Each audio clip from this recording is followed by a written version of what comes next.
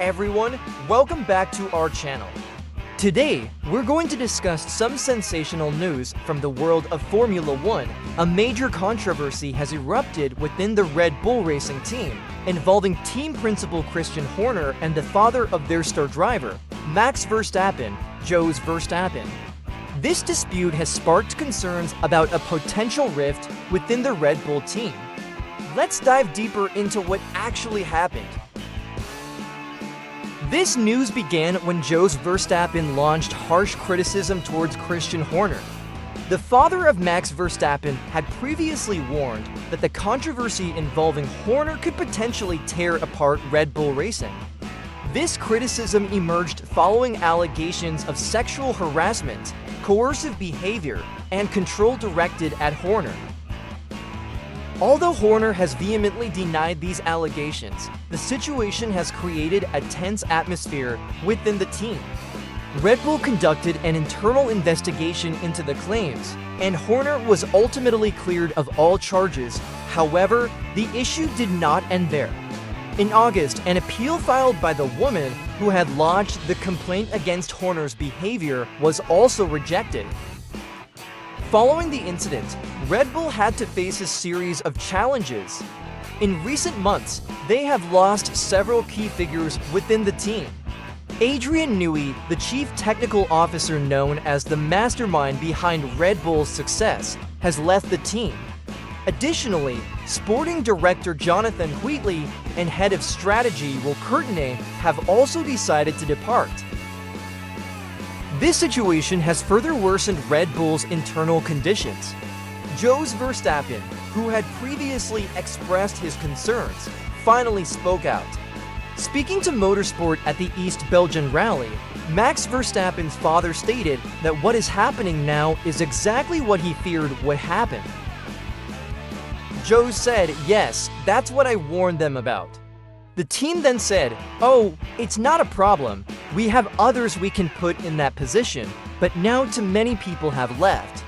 And Max is always getting questions about it and so on. So yes, I don't think it's good what's happening right now. This news has also affected the relationship between Jos Verstappen and Christian Horner. Jos even cancelled his plans to appear in the historic parade at the Austrian Grand Prix after learning that Horner tried to prevent him from participating. Responding to this situation, Jos added, Horner always ignores it, ... This internal uncertainty has also impacted Red Bull's performance on the racetrack. In recent months, Red Bull has experienced a significant decline in performance. They have lost the top spot in the Constructors' Championship, which has now been taken over by a resurgent McLaren with a 41-point lead, with 6 races remaining in the season. Max Verstappen himself, who had previously secured 7 wins out of the first 10 rounds, now faces 8 races without a victory. As a result, his points lead in the championship has dwindled to just 52 points, closely followed by Lando Norris, who has been showing exceptional performance. We do not yet know how this situation will develop moving forward.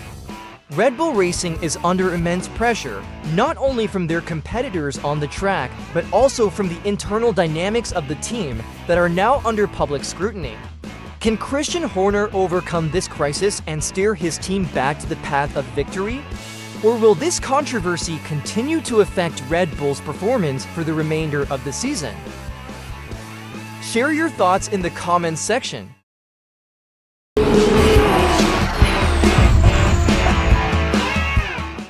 Renault, a major player in the F1 arena for over 5 decades, has officially announced that it will be ending its F1 engine program at the end of 2025.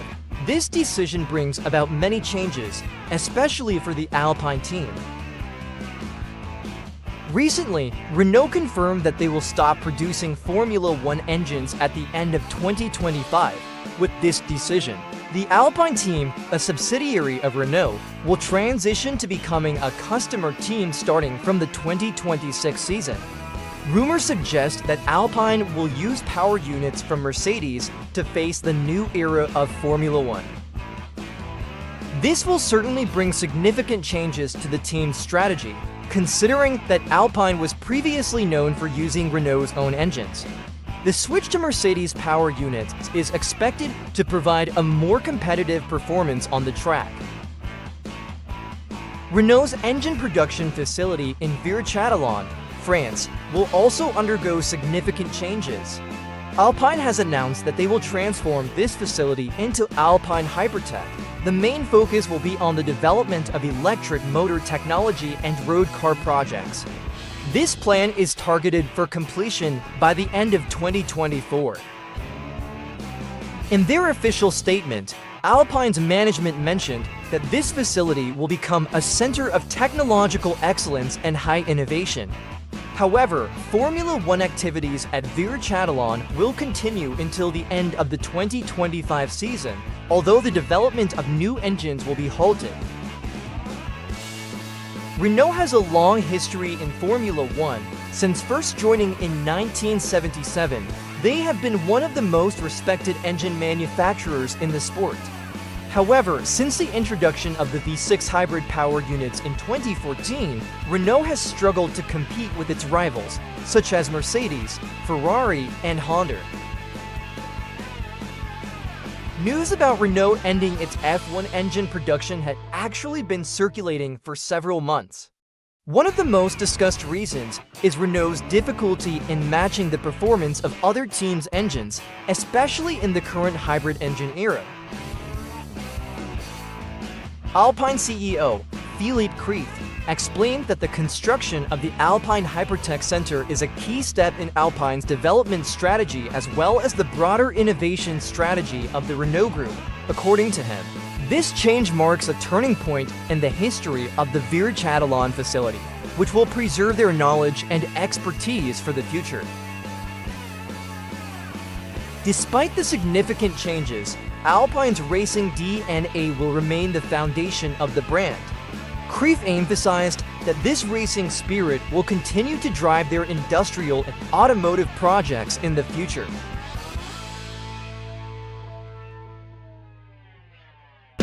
Christian Horner, Red Bull team principal, stated that Sergio Perez should have secured a podium finish at the Azerbaijan Grand Prix if it weren't for the unfortunate incident that hindered him.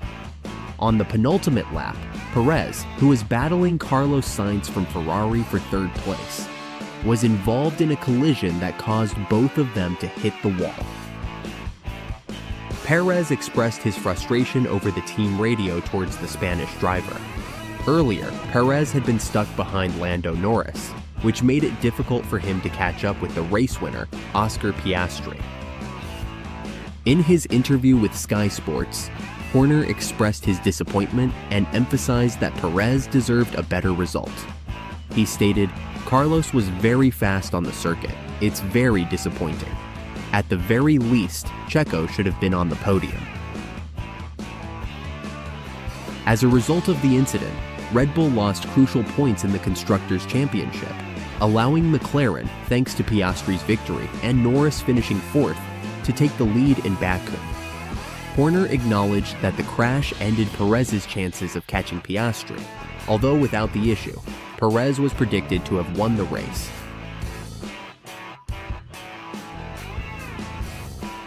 While Perez delivered a strong performance, his teammate, Max Verstappen, could only finish in fifth place. Horner explained that Perez had found the right rhythm and setup, whereas some changes made to Verstappen's car didn't work as expected.